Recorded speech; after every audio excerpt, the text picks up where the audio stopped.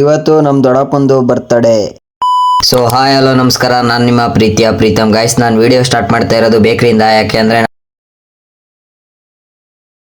ನಮ್ಮ ದೊಡ್ಡಪ್ಪನ ಬರ್ಡೇ ಇತ್ತು, ಅದಕ್ಕೆ ಕೇಕ್ ತಗೊಂಡೋಗೋದ ಅಂತ ಬೇಕ್ರಿಲಿ ಕೇಕ್ ತಗೋತಿದ್ವಿ. ಕೇಕ್ ತಗೊಂಡು ಹಂಗೆ ದೊಡ್ಡಪ್ಪ ಅವ್ರ ಮನೆಗೆ ಹೋದ್ವಿ. ಮನೆಗೆ ಹೋಯ್ತಿದ್ದಂಗೆ ನಮ್ಮ ದೊಡ್ಡಪ್ಪನಿಗೆ ಹೇಳಿದ್ದು ಇಷ್ಟೇ, ವಿಶ್ ಹ್ಯಾಪಿ ಬರ್ಡೇ ದೊಡ್ಡಪ್ಪ.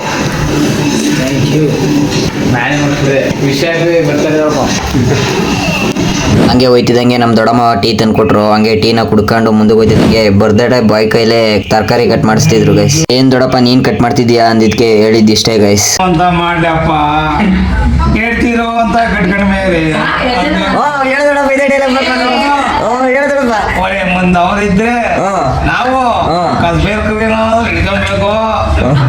ಹೆಂಗಿದ್ರು ಊಟ ಕೊಟ್ಟೆ ಕೊಡ್ತಾರ ಅಲ್ವಾ ದೊಡ್ಡಪ್ಪ ಅಂತಂದಿದ್ಕೆ ಏನಂತ ಗೊತ್ತಾ, ಆದ್ರೆ ಇವತ್ತು ಊಟ ಸಿಗಬೇಕು ಅಂದ್ರೆ ತರಕಾರಿ ಕಟ್ ಮಾಡ್ಬೇಕು. ಇದೆಲ್ಲ ಮಾಡ್ಲೇ ನಮ್ ದೊಡ್ಡಪ್ಪ ಈ ತರ ತರಕಾರಿ ಕಟ್ ಮಾಡಿತ್ತಿರೋದಕ್ಕೆ ಕಾರಣ ಏನ್ ಗೊತ್ತಾ? ಅದಕ್ಕೆ ಕಾರಣ ಇವ್ರೆ. ಹಂಗೆ ನನ್ನ ತಮ್ಮ ಹುಷಾರಿರ್ನಿಲ್ಲ ಅಂದ್ಬಿಟ್ಟು ಮಲಗಿದ್ದ, ಇವ್ರಿಬ್ರು ಗೇಮ್ ಆಡ್ತಾ ಕೂತಿದ್ರು. ಹಂಗೆ ಹಿಂಗಿದ್ದವ್ರು 2 ನಿಮಿಷಕ್ಕೆ ಹಿಂಗ್ ಚೇಂಜ್ ಆಗ್ಬಿಟ್ಟಿರು ಗೈಸ್. ನನ್ನ ತಮ್ಮ ಓದ್ತೀನಿ ಅಂತ ಬುಕ್ ಎತ್ಕ ಬಂದ. ಇಲ್ಲಿ ನೋಡಿದ್ರೆ ಜೀವನ ಎಷ್ಟು ಫ್ರೀ ಫೈರ್ ಆಡ್ತಾ ಕೂತಾನೆ.